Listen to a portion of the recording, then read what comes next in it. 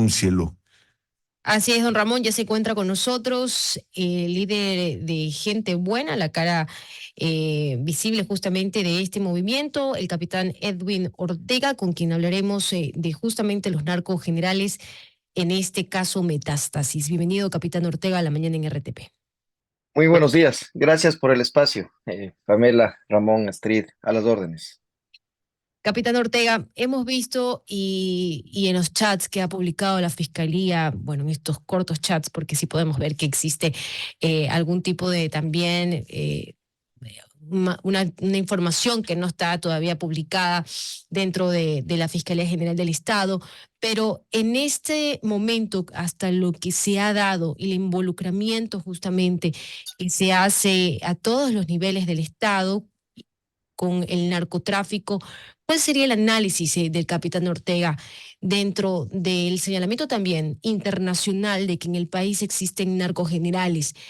Y en estos momentos la pregunta es si existen narcogenerales y si estamos viendo a través de la información difundida por la Fiscalía General del Estado cómo el narcotráfico también afectó a los generales de la nación. ¿Por qué no hay ninguna investigación en curso desde la Fiscalía y por qué no hay tampoco ningún general sancionado?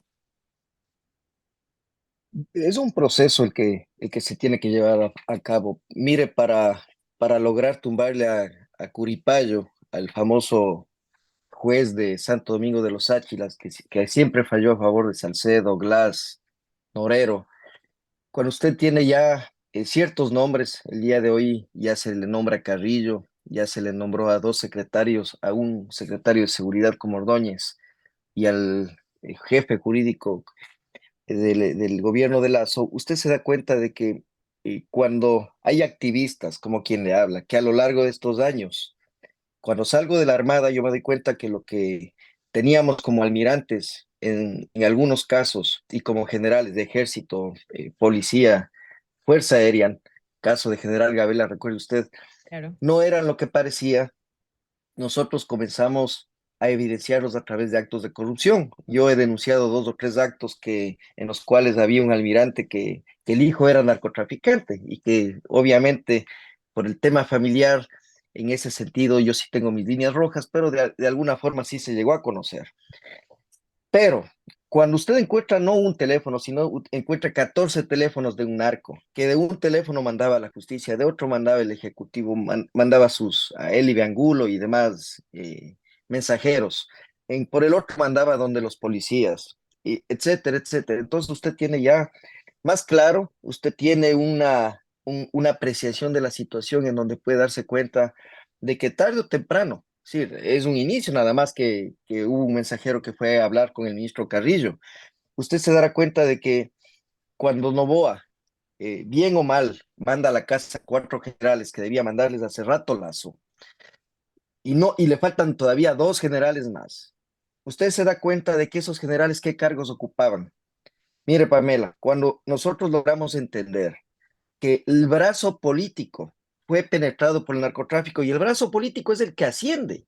Mire ahora, por eso es que siempre, y lo he dicho de alguna manera, no solamente flemática, sino con pruebas. Y lo decía Villavicencio, acaba de demostrar la fiscal, que los correístas no es un movimiento político. No aquí hay que hablar con resentimiento ni odio, como ellos lo señalan, aquí hay que hablar con pruebas. Entonces, cuando usted ve un alias ruso, un alias vidrio, una, una alias Aipame, usted dice, bueno, ¿y por qué alias? ¿Por qué tiene esta gente que tener más bien la política? Aquí me está escuchando don Ramón, papá de un ex vicepresidente, sabe que la política tiene que ser siempre adecentada, tiene que ser ese ejemplo de al menos de una carrera en donde aspiren a conducirnos los mejores. Entonces, cuando usted habla de narcogenerales, lo demuestra la embajada a través de estas investigaciones con la misma fiscalía, con la misma señora Salazar. Usted dice, bueno, si esto es una decisión política, es hora de que Noboa, y gracias por la pregunta, porque es una oportunidad para que nosotros le digamos al presidente, hey, comience a purgar, no de la forma que lo hizo Lazo, no de la forma que lo hizo Moreno. ¿Cómo hace Moreno?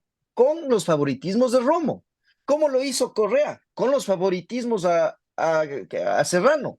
¿Y cómo lo hace ahora Novoa? Lo hace con una ministra que desconoce las Fuerzas Armadas, en la Policía Nacional, con un ministro que desconoce qué hay dentro de Fuerzas Armadas, por más que quiera oxigenar las decisiones del elemento político.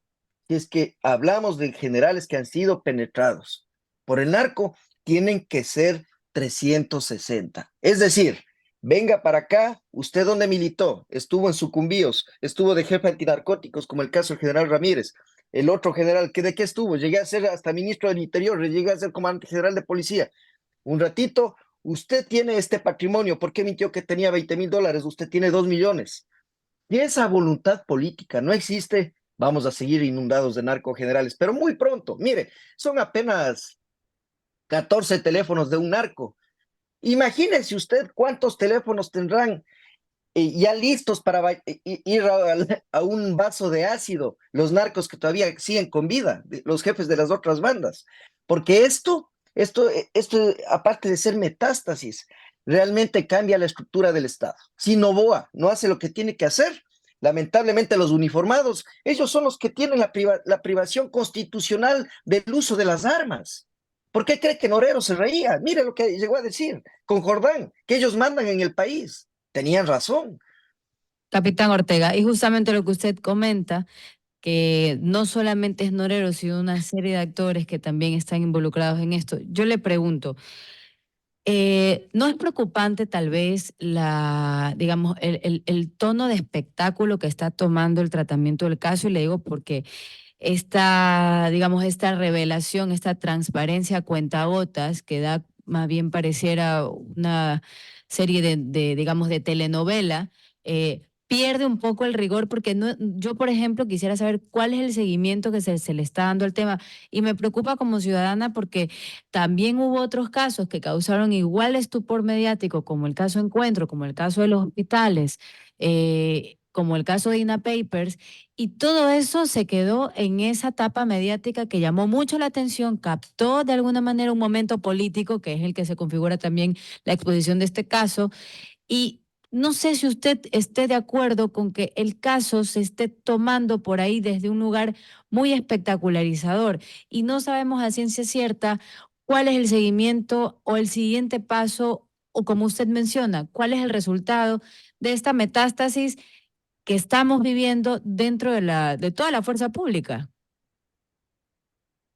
La impunidad es lo que compra el poder, ¿verdad? A ellos ya no les interesa el dinero que nos han robado, a ellos les interesa comprar impunidad. Ahora, cuando el poder compra impunidad, nosotros confiamos en que hayan funcionarios que con esto que se devela, mire, ¿quién develó todo esto? No, usted revise las redes sociales de Villavicencio, fue el que develó todo esto, pero él era, mire, cómo es tan mal estructurado el país políticamente, que él era presidente de una comisión y era el único asambleísta de 137 que lo hacía. En la misma comisión de Villavicencio estaba Cuero, estaba Diab, estaba Segovia, estaba Comte, Coms. Toda esta gente lo que hacía era recibir órdenes de sus mandamases y taponaban todo lo que hacía fiscalización. Ahora con fiscalía, que es el caso análogo de la señora Salazar hablando del manejo de los casos, la fiscalía ya es diferente. No es lo mismo que los otros casos. Cuando recuerde usted que se filtraron unos audios de estos señores Bucarán con los israelitas y después aparece sorpresivamente muerto uno de los dos israelitas, asesinado creo que por el mismo compañero.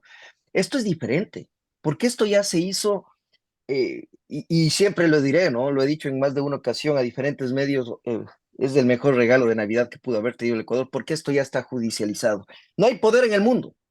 Yo he analizado, créame, he tratado de ver la forma en que esto se dé la vuelta, como usted dice, ¿no? Se vaya a contaminar, vaya a cuentagotas, etcétera. Pero hay algo que no lo puede hacer ya nadie. Revivir a Norero. Norero queda evidenciado, está muerto, pero queda todo lo que él conversaba con jueces, con policías, con políticos, con militares, con ministros.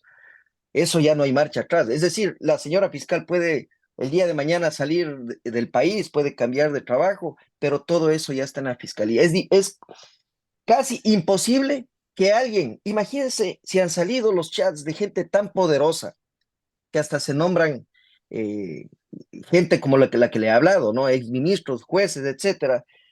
Yo creo que el día de mañana, cuando se conozca inclusive qué hay dentro del teléfono de Fernando, vamos al fin, al menos que el país conozca, no solo el correísmo, el morenismo, el asismo, toda la clase política, en su gran mayoría. Hablábamos de los narcos generales, toda esta clase de funcionarios públicos en los cuales confiamos para que este país tenga seguridad, han estado tratando, han estado pateando con las dos piernas, Ok, por capitán. el un lado con el narco y con el otro con los ciudadanos. Capitán Ortega, muchísimas gracias por habernos acompañado en la mañana en RTP. A las órdenes, muy amable.